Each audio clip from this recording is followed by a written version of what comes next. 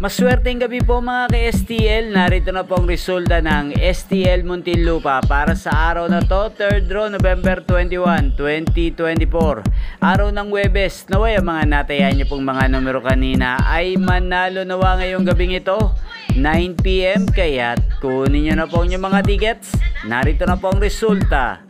Ang mga nanalong numero sa STL Muntinlupa ngayong gabing ito, November 21, 2024, 9 PM, 3rd draw result, 34 at 16 in exact order. Sa lahat po ng tumaya kanina para sa 3rd draw ng 34 at 16, congrats po sa inyo. Panalo po kayo. Again, 34 at 16 in exact order. At shoutout po natin ngayong gabing ito sa STL Muntinlupa si Kuya Paddy.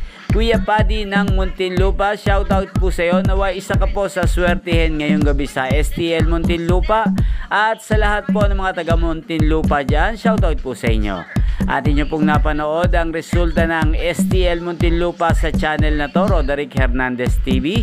Magkita-kita pong muli tayo bukas ng alas 11 ng umaga dito lamang po sa channel na to.